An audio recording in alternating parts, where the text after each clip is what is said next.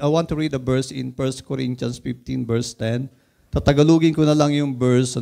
Sabi rito, subalit sa pamamagitan ng biyaya ng Diyos, ako ay ako.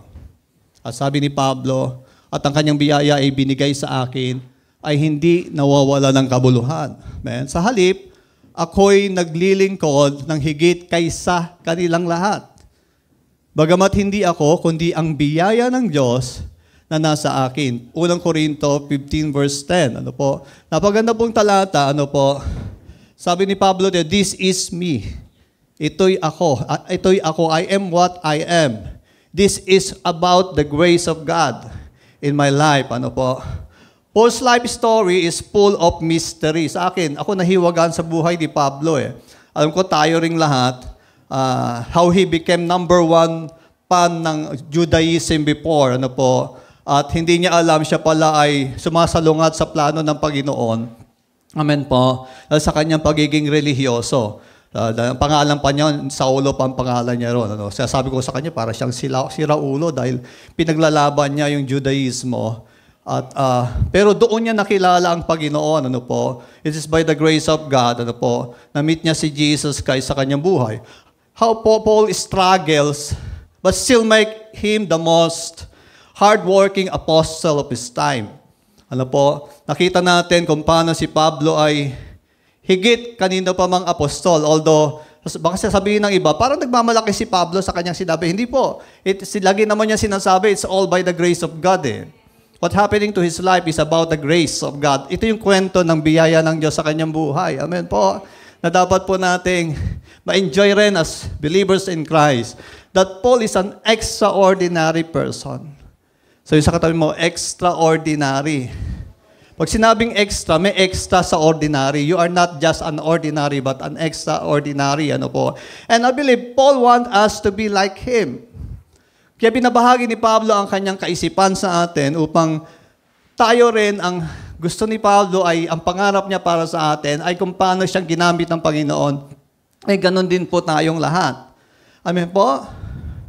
So his mind is being used by God even in our time to educate us, to rebuke us.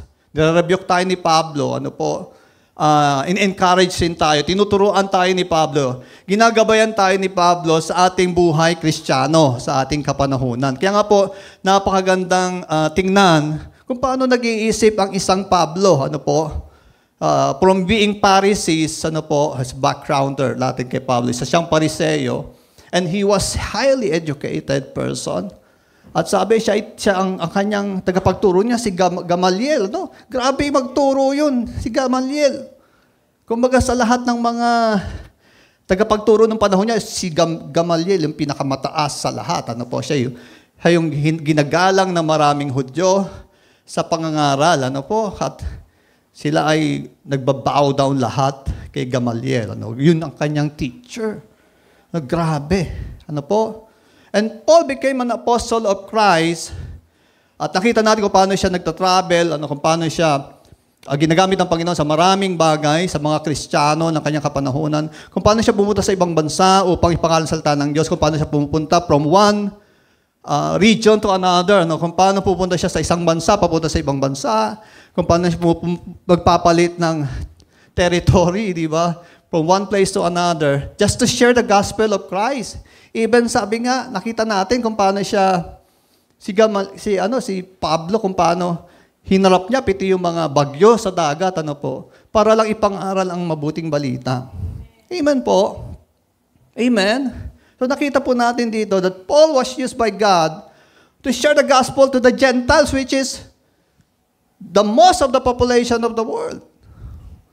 Kaya pasalamat kayo kay Pablo dahil ang mabuting balita ay nakarating sa atin. Dahil si Pablo ay ginamit ng Panginoon na ihayag ang mabuting balita sa mga Gentiles na katulad natin. Yung pasalamatan natin si Pablo. Sabi natin, Pablo, salamat. Bagamat di niya marinig yung pasalamat natin, nakakatuwa na malaman, yes, there's a Paul that being used by God to preach the gospel to the Gentile, which is majority of the population of the world. Hello? Amen. Despite that, he has what we call thorn in the flesh. Di ba sinasabi ni Pablo yan eh. Sa 2 Corinthians, meron siyang thorn of the flesh. Hindi ko alam kung ano yung thorn of the flesh eh. Inaral ko yung thorn of the flesh. Sabi na iba, ito ay isang klase ng physical na kahinaan ni Pablo. Pero sabi ito yung isa sa struggle ni Pablo sa buhay niya. Sabi ng iba, ito yung limitasyon ni Pablo. Dahil may mga problema siya sa kanyang physical na katangian. Amen? And the Bible said, it was allowed by God, amen, the thorn of the flesh, for Paul to go down, to humble before God. Amen? And it was effective. Naging effective si Pablo. Despite of his limitation, ginamit siya ng Panginoon mightily to preach the gospel to all the world. Kaya nga sa buhay ni Pablo, wala akong nakitang low light eh. Ang lagi ko nakikita, highlights. Hindi po yung buhok na highlights Yung buhay na nakita natin kung paanong grabe, kung paano siya inalis ng Diyos sa kanyang baling pananampalataya at dinala siya ng Panginoong Hesukristo, nakilala niya si Hesukristo at nakita ko ang buhay niya ay nagpatuloy. Puro highlight nakita ko eh. Wala akong nakitang low light sa buhay ni Pablo eh. Amen po. Sabi mo sa katabi mo, ang buhay mo kailangan highlights. Sabi, highlights. Amen. Sabihin, nakikita yung maliwanag na liwanag ng Panginoon. Amen po. Kaya nga po yung DBBS, tama po yung patotoo nila eh.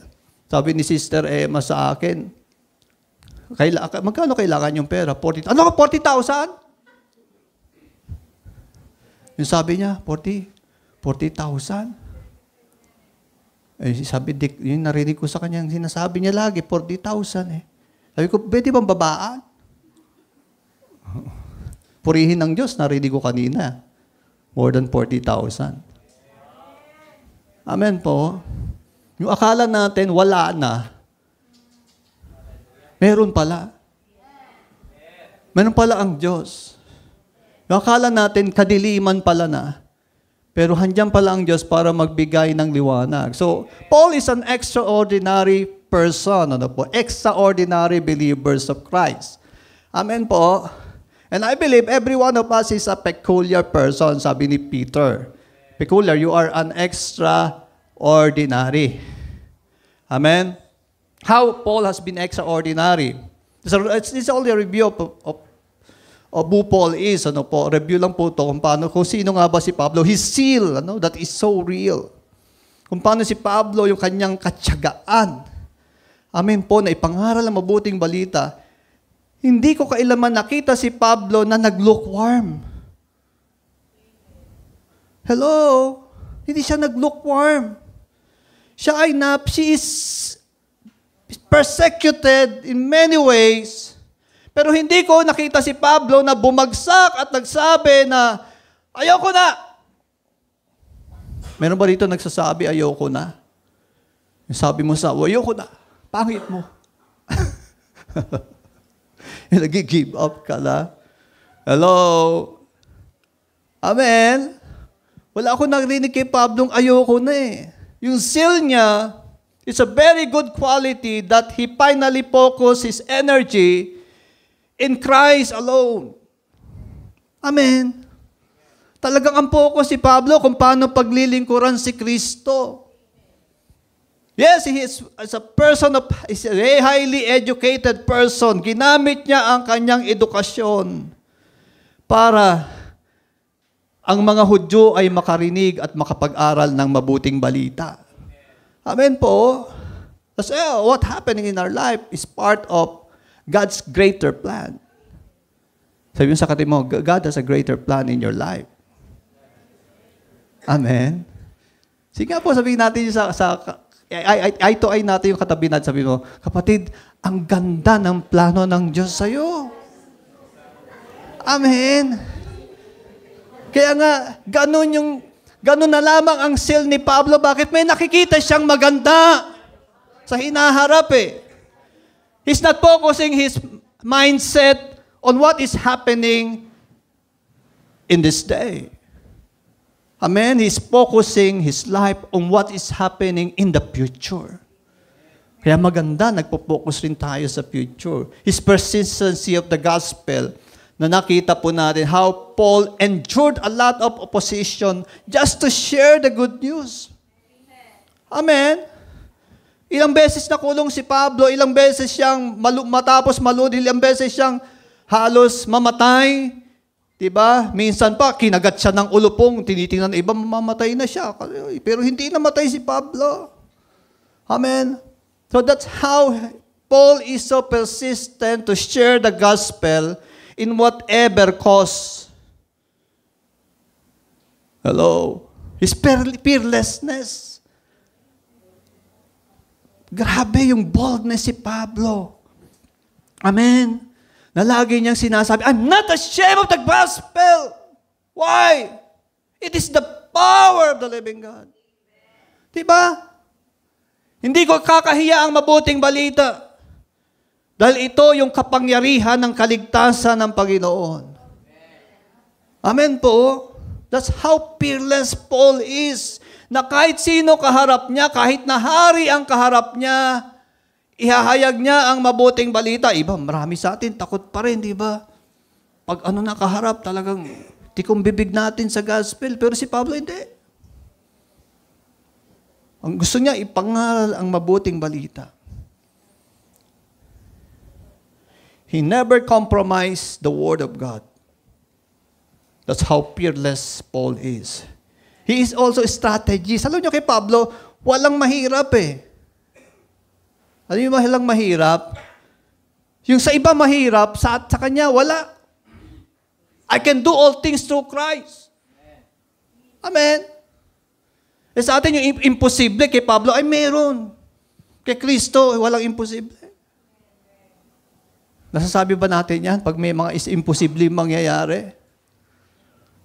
Imposible yan. Hindi tayo makakapag-DBBS. We need 40,000. Kasi iba, sabihin ako, saan tayo kukuha ng 40,000? Huh? Kanino ba galing yung 40,000? Di ba sa Lord galing? Amen. And God supplies. Oh, sinasabi niyo yan doon sa verse niya sa DBBS.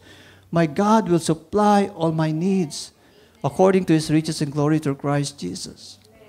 Amen. God is my supplier. Amen. What I need is strategy. And the Lord will supply. Amen. Amen po.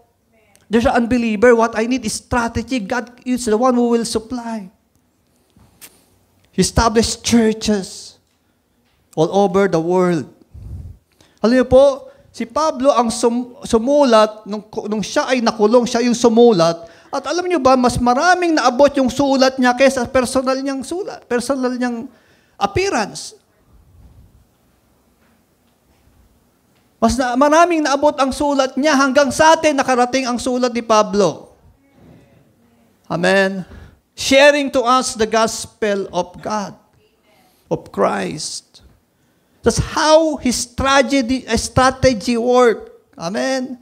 Tandaan mo, pag wala kang strategy, tragedy mangyayari. Amen. Salamat, may strategy si Lord para sa atin. So yun sa katabi mo, salamat sa strategy ni Lord. So, Paul lead us by example and by his service. Amen po. Nakita natin kung paano siya nabuhay bilang magandang halimbawa ng isang ministro, isang lingkod ng Panginoon. He's hardworking, grabe. Parang si Pablo yata yung tao na talagang walang pagod. Hindi natutulog. Amen. Paggising, gospel ang nasa isip. Bago matulog, gospel pa rin ang nasa isip. Sabi ng mga papatay sa kanya, sige, papatayin ka namin. Oo, kailangang patayin niyo ako. Mamatay ako kay Kristo ako. Mabuhay ako kay Kristo pa rin ako. Sino makapagsabing Kristiyano ngayon noon? Kaya ba natin sabihin, kay Kristo pa rin ako, mamatay ako? At mabuhay ako kay Kristo pa rin ako? Hirap, no? Amen. Hello? Strategy si Pablo. He's a hardworking person. Alam niyo ba si Pablo ang apostol na nagtatrabaho. Tent maker siya. Kaya si Aquila, si Priscilla, sila yung mga kasama niya sa trabaho in tent making. Ano yun? Para walang masabi ang iba, nagtatrabaho si Pablo. Hello? Grabe, trabaho, tapos ministeryo sa Panginoon. Paano pinagsasabay ni Pablo? Yes.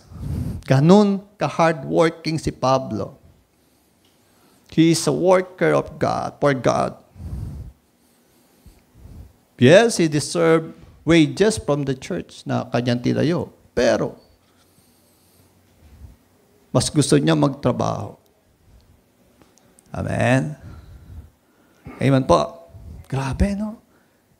Ewan ko kung saan kumukuha ng lakas si Pablo, pero alam ko kay Kristo siya kumukuha ng kalakasan eh. I mean, it's by the grace of God. And his thinking, how he think, yung sharp thinking niya, amen, kung paano'y very logical yung kanyang mga sinasabi sa mga salita niya, at makikita natin, handun rin yung solusyon, kung paano siya nagsasalita, handun rin yung solusyon sa mga suliratin natin mga Kristiyano. Hanggang panahon natin, alam niyo ba yung Bible, yung mga sinulat ni Pablo, pinapakinabangan pa rin natin ngayon. Yung nagsabing pinapakinabangan niya, yung sinasabi ni Pablo. Amen. Amen po. Pwede pala ang pinakamahamak na tao ay makapaglingkod at ituring ng Diyos na pinakadakila sa ating kapanahunan. Yun yung pinakamalaking hamon sa atin, buhay Kristiyano, kung paano tayo makapananatili sa Panginoon hanggang sa pagdating ng Panginoong Hesukristo. Amen po. So how Paul struggled, but at the end, he is a winner because he accomplished his purpose of life in life. Ang galing ni Pablo, no? Na-accomplish niya yung purpose ng Diyos sa buhay niya. Amen. And I believe the dream of Paul is for all of us na narito na ma-accomplish natin ang purpose ng Diyos sa buhay natin. Sabihin mo sa katabi mo, ang dream ni Lord sa iyo, ma-accomplish mo ang purpose ng Panginoon. Amen po. So bilang Kristiyano, paano natin haharapin ang hamon na ito? Amen. Ang daming hamon sa ating kapanahunan. Ang daming impression sa ating mga Kristiyano. And I heard a lot of questions. Wow, ang galing niya mag-umpisa. Paano yan sa huli? Ano nangyari? Diba, isa siya sa mga leader, isa siya sa mga worker ng Panginoon. Ano nangyari ngayon? But maraming Kristiyano bumibitaw sa pag-ibig kay Kristo. Oh yes, we are on the last day. It's part of the prophecy that many will grow cold in their love for God. But salamat, ang Panginoon ay nag-o-offer pa rin na sa bawat isa sa atin na ang ating pagmamahal sa Panginoon ay hindi man lamig. Amen. Kundi umiinit pa. Amen po. Kaya nga bilang Kristiyano, may hamon po sa atin na dapat harapin sa ating kapanahunan. Kaya nga ang laki ng paghanga ko kay Pablo eh. Kung pwede ko nga lang siyang tanungin, ano ba ang sikreto? Bakit nakapanatili siya sa Panginoon hanggang sa huli? Bakit nagamit siyang higit ng Panginoon kaysa sa maraming apostol ng kanyang kapanahunan? Amen. Paano siya ginamit ng Diyos sa ubasan ng Panginoon? At paano ako susunod hanggang sa kamatayan kay Kristo? At paano ko mapapanatili ang aking karakter bilang Kristiyano? Imagine Paul never fall out of his character. Napanatili niya yung reputasyon niya bilang isang lingkod ng Diyos.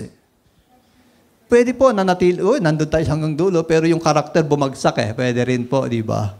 Pero si Pablo, hindi. Talagang saludo ka kay Pablo.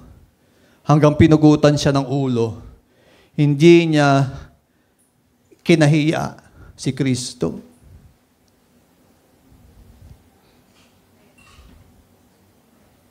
Amen po. Totoo po, ang buhay Kristiyano ay isang napakahabang paglalakbay at isang mahirap na pakikipaglaban. Hindi siya sprint hindi siya sprint, ang buhay Kristiyano hindi sprint, kundi isang mahabang marathon. Amen po. Kung isang laro siya, maaaring isa siya sa ring madugong digmaan. Kaya po, ang laki ng nakasalalay, amen, po, you lose or you win. Amen? Ang tanong, tatagal ka ba? Ayan, tanong.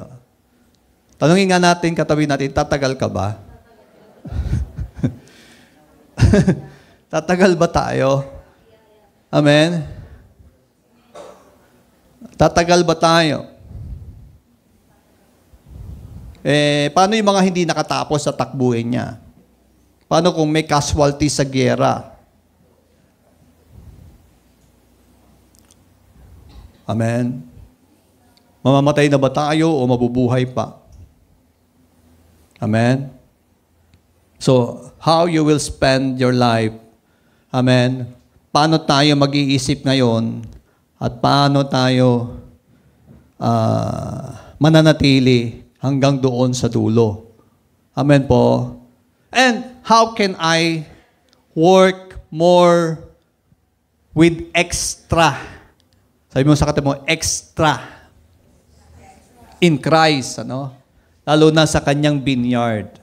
So, alam niyo po, yung binabasa ko yung 1 Corinthians 15, may 5 bagay ako nakita rito na kung paano nag-isip si Pablo. Ano po? And what kind of thinking Paul had that he stay till the end. Okay, kung paano siya nanatili hanggang huli.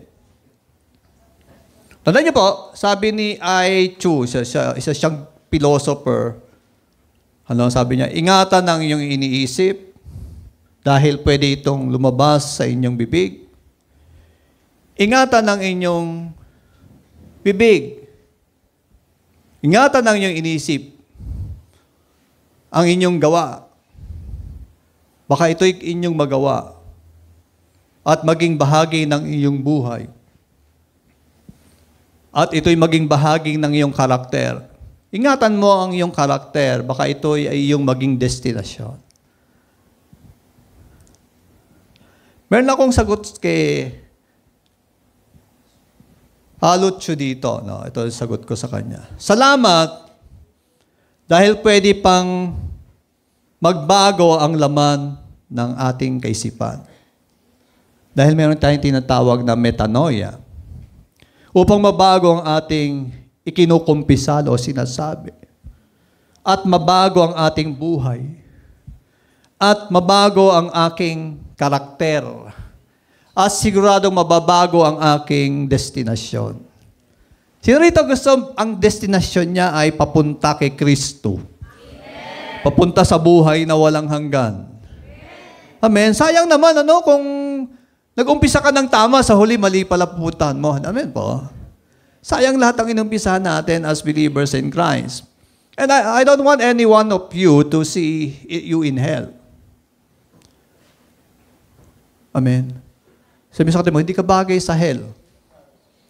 Sige nga po, sabihin na sa katabi natin, hindi ka bagay sa hell, sa langit ka bagay. Dahil lahat ng tao ay nilikha para pumunta sa langit. Amen. Kaya lang nga, our decision is here on earth. Dapat magdesisyon ka ngayon dito sa earth kung anong desisyon ang gagawin mo para makarating ka doon sa buhay na walang hanggan. It's a matter of decision now. Amen. Sabi sa katabi mo, magdesisyon ka na. Amen? Sabi yun ni Maxwell, sabi, in our decision, not our condition that determine our quality of life. Sabi niya, ito ay sa decision mo, hindi sa condition mo, kung ano ang magiging kalidad ng buhay mo. Tama? Isabihin talaga, napakahalaga ng desisyon natin bilang mananampalataya. Based on what we think. Amen po. Ano sabi ng 1 Corinthians 15 verse 31? Affirm by the boasting in you which I have in Christ Jesus our Lord. Yung number 1 ko po, I die daily. Yung number 1, I die every day. Sabi ng mga pangalan ito, sabi ng mga Australiano, I came to die. I came today. Pero sabi niya, I came to die. Narito ako para mamatay. Totoo po, di ba? Tama naman sinabi niya, narito ako para mamatay. Amen po. Yun yung pagsasabi ni Jesus Christ, thy will be done. Yung sinasabi sa laman ng Lord's Prayer, thy will be done. Mangyari ang kalooban mo. Ibig sabihin, para mangyari ang kalooban ng Diyos sa buhay natin, kailangan mamatay ang sarili nating kalooban. Amen po. Sino gusto mangyari yung kalooban ng Diyos sa kanyang buhay? Alam niyo ba, kalooban ng Diyos, masigit sa iniisip natin, sa pinapangarap natin makuha dito sa earth? Mas maganda ang kalooban ng Diyos sa iyo. Mas maganda ang plano ng Diyos sa iyong buhay, pero kasama siya. Pero si Diablo may alok, ano yung plano na wala ang Diyos. Yes, pwede mong marating rin yung pangarap mo, pwede mong makuha yung mga pangarap mo dito sa earth, yung magagandang bagay dito sa earth, nang wala ang Diyos. Pero papunta ka sa impyerno. O ano gusto mo sa dalawa? Mangarap ka, magtagumpay kang kasama ang Diyos, o sa kabila, magtagumpay kang walang Diyos. Ano po, sino pipili? Ano yan, ang kanan. O, sino pupunta sa kanan? Punta rito, kanan. Gusto sa kanan, taas ang kamay. Ayaw? Sino ang gusto na siya'y mananagumpay na kasama ang Diyos? Taas ang kamay. Sino ang gusto na okay lang, wala ang Diyos? Sa huli na lang ako magsisisi. Ang tarap dito sa mundo eh. Ang daming alok tayong tabarkats. Hindi ko sila mapahindian. Hello? Ano sabi ni Pablo? I die every day. Ako'y namamatay araw-araw, mga kapatid. Iyon ay kasing tiyak ng aking pagmamapuri sa inyo. Isang pagmamapuri na aking ginagawa kay Kristo Jesus na aking Panginoon. Wow! Paano ko ipagmamalaking mamatay ako araw-araw? Hello? Kaya ba natin sabihin sa ibang tao, ako'y namamatay araw-araw? Sino rito? Wala pa akong narinig na nagsabi nun eh. Amen. Ang hirap sabihin. Amen. Pero ito yung sabi ni Pablo, this is my boasting. Ito yung pinagmamalaki ko. Ang pinagmamalaki, ako ay patay na kay Kristo. Wala nang lasa sa akin ang mga bagay sa mundong ito. Kahit alukin pa ako ni Satanas na sandamukal na kayamanan, patay na ako. And only Christ is living in me. Amen? Paano nga ba mamamatay araw-araw? Una, isipin na siguradong mamamatay ka. That's the first truth. Mamamatay po tayo. Ano po sabihin? Laging handa. Pangalawa, mahirap maglingkod sa sarili nating kakayanan. Kailangan mamatay tayo para si Kristo ang mabuhay sa atin. Amen po. Pag tayo naglilingkod sa Panginoon, hindi sarili nating kakayanan. Kasi po, pag sarili nating kakayanan, bibitaw po tayo. Naglilingkod tayo kay Kristo dahil sa kalakasan, dahil si Kristo ay nasa akin. Amen po. Makakapagpatotoo ako sa iba dahil si Kristo ay nasa akin. Magagawa ko hindi kakayang gawin dahil si Kristo ay nasa akin. Bakit? Patay na yung luma. Ako'y bago na. Pangalawa, mahirap maglingkod. Ano po? Sarili nating kakayanan. Kailangan mamatay tayo para kay Kristo. Pangatlo, isipin na temporal lang ang lahat ang nasa atin. Oh, amen? Temporal lang po. Lahat po ng nasa atin ngayon, ini-enjoy natin dito sa lupa. Yes. Purihin ng Diyos. Bakit po? Inaalaw naman tayo ng Diyos na mag-enjoy. Nang kasama siya. Amen? Amen? Gusto ng Diyos magkalupa ka, magkabahay ka. Gusto ng Diyos magka-sasakyan ka pa. Gusto pa, magkabarko ka pa, LRT, MRT ka pa. Diba? Lahat pa ng RT, mapasayo. Diba? Sabihin, gusto ng Diyos ibigay sa iyo ang lahat ng pagpapala dito sa lupa upang sabihin niya sa mga mundo, hey, I can give to my child what I want. Kaya kong ibigay sa aking mga anak ang lahat ng bagay na makapagpapasaya sa Kanya.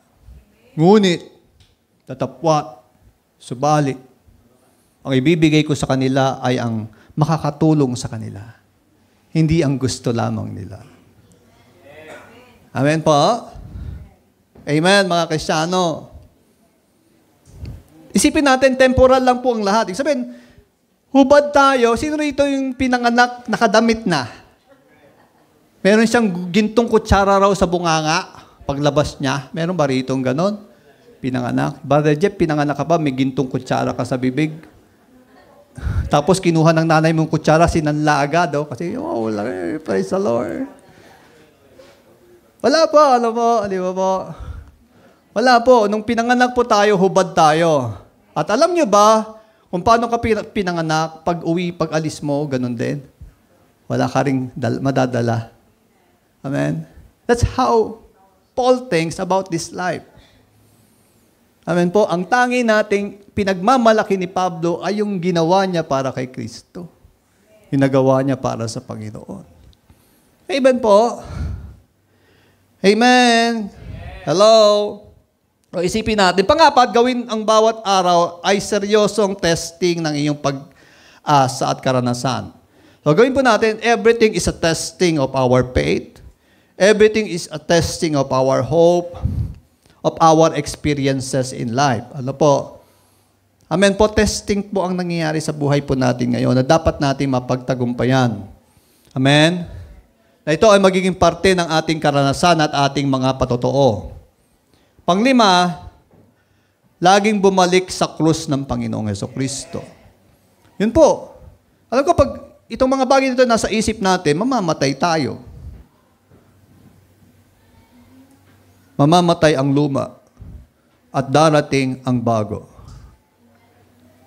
Lay hands natin, katabi natin, sabihin natin, mamatay na ang luma. At dumating na ang bago. Amen. Alam niyo, isa sa pinakamagandang, I believe, iniisip rin ni Pablo ito eh. Isang sa alam niyo ba sa, yung, ang oras sa earth at ang oras sa eternity. Actually, ang eternity walang oras siya.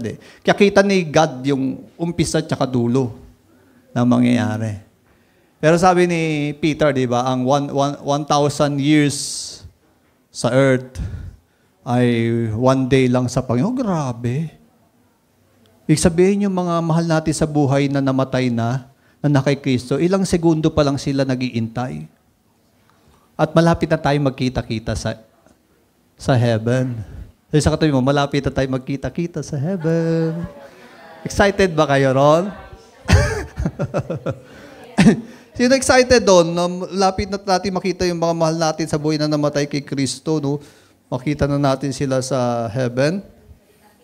Amen. Di ba excited? Ako excited ako eh. Kasi 1,000 days, 10,000, sabi di ba, 10,000 years, ano? 10,000 years sa atin. Pag kinompute mo yon, pinakompute ko kay Sister Emma eh. Sabi niya, 1 second is 0.0000115 years.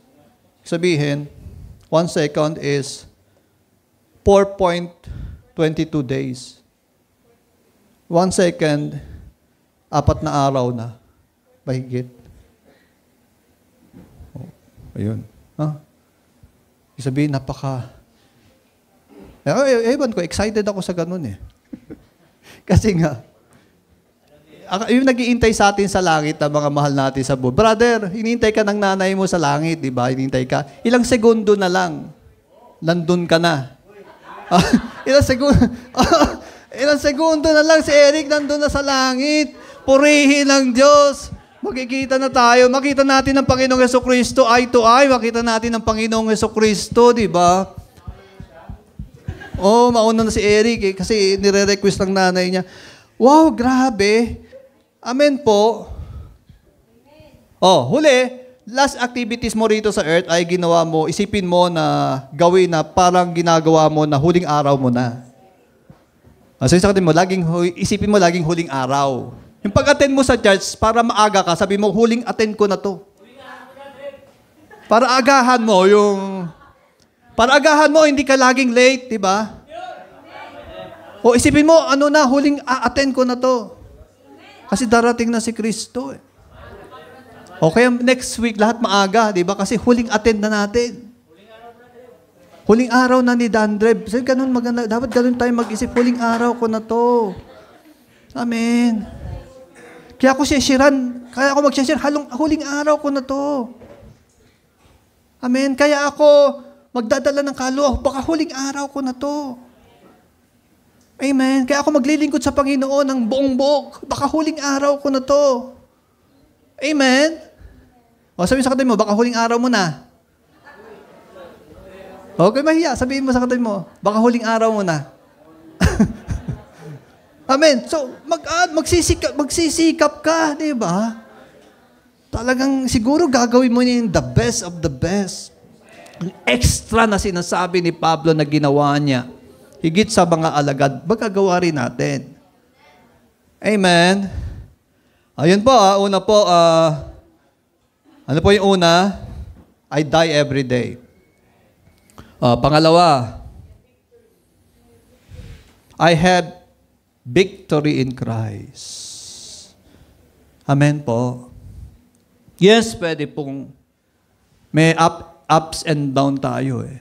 Pero tandaan mo, habang naka-down tayong ganun, alam mo, papunta na yun sa ups. Amen. Bakit? Dinisenyo tayo ng Diyos para magtagumpay pa rin. Amen. Amen. Excited ba kayo doon? Yung akala ng iba, wala nang pag-asa buhay mo. Amen. Yung magulang mo, sumuko na sa'yo. Yung syota mo dati, hiniwalayan ka dahil wala kang kapag-asa. Amen. Pero sabi ng Diyos, alak ko yan. Tinawag ko yan sa kanyang pangalan. At hiniwalay ko siya sa karamihan upang gawin ko ang plano ko sa kanyang buhay. Inangat ka ng Diyos. Yung sa pagpapakumbaba mo, aangat ka ng Panginoon. Wow. Kapatid, ewan ko kung anong promotion yon, Because I have victory in Christ. Subalit salamat sa Diyos na nagbibigay sa akin ng pagtatagumpay sa pamamagitan ng aking Panginoong Hesukristo. Wow! Grabe. Thanks be to God who gives the victory through our Lord Jesus Christ. Amen po. Pangatlo, I have glorious hope. Alam niyo po, ang ganda nung isip ni Pablo, yung kanyang pag-asa. Hindi lang pag-asa, yung dakilang pag-asa na pag nalala na, pinapaalala ng Diyos sa kanyang pag-asa, ngumingiti siya. Amen? Siguro, nung puputulin na yung ulo ni Pablo, nung nakita niya yung pag-asa, ngumiti si Pablo eh. Ano sabi niya? To die is gain. To die is gain. Dito ko na makakamit yung pangako ng Panginoon. Amen? Amen po. Hello? Yung glorious hope na alam natin, yung pinagsisikapan natin sa lupa, Amen. Yung pinaglalaban natin dito sa lupa, sa Panginoon, sa harapan ng Panginoon, ay yun yung pinakamahalaga. Na may pag-asa tayong lahat. Amen. Lahat ng inyong paghihirap sa gawain ng Panginoon ay may gantimpala. Kaya sabi ni Pe, huwag hihingi ng reward sa lupa. Humingi ng reward sa Diyos. O sabi ni Pe yun, ha? Amen po. Oh, that is a glorious hope. Alam niyo po tayo mga Kristiyano, pag dumadaan tayo sa mga pagsubok, papaalala lang Diyos sa atin yung kanyang pag-asa eh. Na ito dadaanan ko lang dahil alam ko sa huli nito, kasama ko pa rin ang Panginoon. Amen. At dadali niya ako doon sa kanyang malaking plano. Amen po. In a moment, in the twinkling of the eye, as the last trumpet, the trumpet will sound, and the dead will rise incorruptible, and we shall be changed. Yan yung pag-asa eh. Yung pagdating ni Kristo ay pag-asa nating lahat. Kaya natin pinapangalan ang pagkabuhay ng Panginoon at muling pagdating ng Panginoon, ito ay pag-asa ng mga Kristiyano. Hindi ito pag-asa ng sanlibutan. Yung sanlibutan, taga rito lang yan eh. Yan yung pag-asa ng mga taga-langit. Hello, sino taga-langit dito? Taas kamay ng mga taga-langit. Sabi mo sa katabi mo, pag-asa ko yan. Ang pagbabalik ni Kristo ay pag-asa para sa akin dahil dadalhin niya ako sa tunay kong tahanan. Amen. Wala ka man lang magandang tahanan sa lupa. Praise God, may nakahandang magandang tahanan ng Diyos sa iyo sa langit. Ginto pa. Dito sa lupa, pinagpapatayan ng ginto. Doon, apakan lang ng paa mo yung ginto. Amen. O gusto mo, ilagay mo sa, pagdating mo, ilagay mo sa leeg mo lahat yung ginto roon. Puri na Panginoon. Hallelujah. Ewan ko kung kaya mo ilagay. Amen po. Oh, I have a glorious hope. Ikapat, I labor not in vain. I like this word. Ito yung laging parang kalakasan nating lahat eh. Ano po sabi rito? Mga kapatid, kung minamahal, 1 Corinthians 15:58, kayo'y maging matatag, hindi nakikilos, laging sumasagana sa gawa ng Panginoon. Yamang nalalaman natin na hindi walang kabuluhan ang inyong gawa sa Panginoon. Wow! Amen po. Napakaganda pong pag-asa. Napakaganda pong kaisipan nating lahat. Na kaya po tayo nagsisikap dito sa lupa na ihayag ang mabuting balita, akayin ng tao pabalik sa Diyos. Dahil alam natin, ang lahat ng ginagawa natin para sa Panginoon ay hindi nawawala ng kabuluhan. Maliit man yan, malaki man yang ginawa mo. Hindi man nakikita ng iba o nakita man ng iba. Ang lahat ng ginawa natin sa Panginoon ay hindi nawawala ng kabuluhan. Kapatid, sabi mo sa katabi mo, kapatid, hindi nawawala ng kabuluhan. Ang lahat ng ginawa mo para kay Kristo. Amen po. Sige nga po, tayo. Sige, sabi mo, sa 10 tao yan, 10 tao. Sige, brother, sister, ang lahat ng ginawa mo para kay Kristo ay hindi nawawala ng kabuluhan.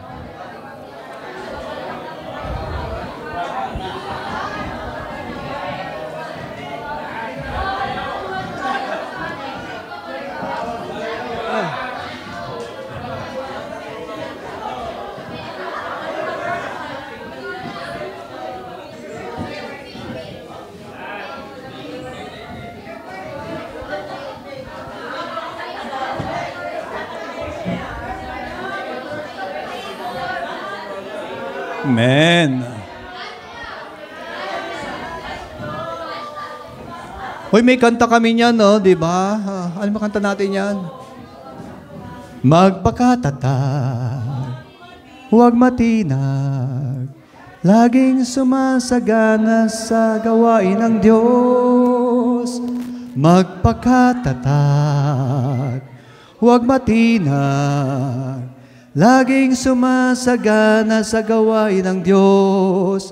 Lamang alam natin na sa ating Diyos ang iyong gawa ay mayroong kabuluhan. Yamang alam natin na sa ating Diyos, ang ating gawa ay mayroong kabuluhan. Amen. Palakpakan natin ang Panginoon. Pwede yung hawakan natin yung kamay sa kaliwa, sa kanan natin. Pasalamatan natin ang Panginoon.